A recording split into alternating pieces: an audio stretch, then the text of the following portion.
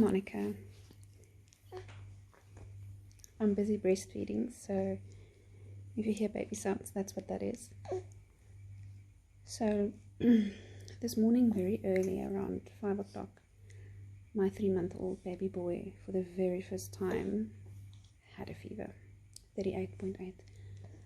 And luckily we got it under control, but I couldn't sleep afterwards, even though he passed out for like 3 hours.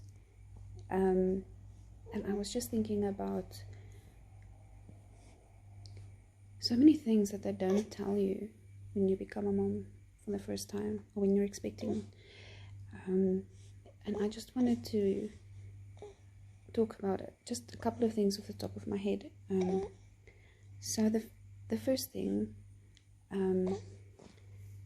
that I wanted to say on the topic, the fever was kind of expected. He got vaccinated yesterday. So on the topic of vaccinations, the government vaccinations in South Africa are free.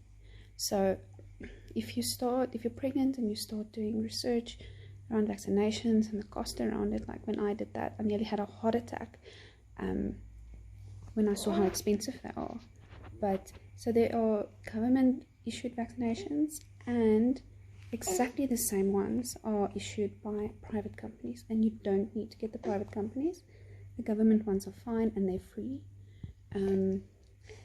Depending on where you go, you'll probably just pay like a consultation fee for the nurse to administer the vaccination. So please remember that. And then also something that I didn't know, but you need to be careful about giving paracetamol to the baby before and after the vaccination, because that could influence the effectiveness of the vaccination. It's just also something I didn't know. I think it's something like 6 hours before and 6 hours after you shouldn't give the paracetamol, but I stand to be corrected. So please just do your research and ask a medical professional just to be sure. And then babies do tend to get a little bit fussy and niggly. Maybe you're lucky and yours doesn't after vaccination, but I would recommend getting like one of those electronic thermometers that you can just like scan their forehead. I know it's not as accurate as the more traditional thermometer that you put under the arm, but with a baby that's fussy and niggly and crying, like it's really difficult to use one of those things. So the electronic ones, I mean, it's accurate enough to tell you whether there's a fever or not. So yeah. And then another thing, 2 things related to then giving medication if there is a fever. You can probably get away with half of the recommended dosage, and I've noticed this on a couple of things. So not I haven't given him other medication, but I've given him stuff for like reflux and so. When they recommend like even like 2.5 ml, that sounds small enough, but their little bodies are so tiny, man. 1 ml is enough most of the time.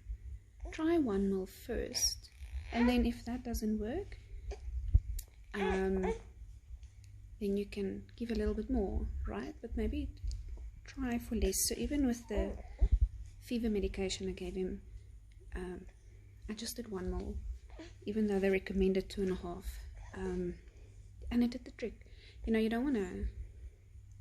Yeah, I'm just cautioning. And then on top of that, also something nobody told me to get, a medicine dropper or a syringe where you can measure out 1 ml or 2.5 ml or 5 ml.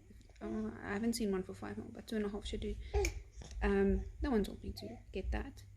Luckily, it's not difficult to get unless it's like COVID-19 lockdown situation when your baby's born, like it was for me. Fun times. At least you can get those things at the pharmacies though. So yeah, just some thoughts. I hope someone out there can find this useful. I didn't find a lot of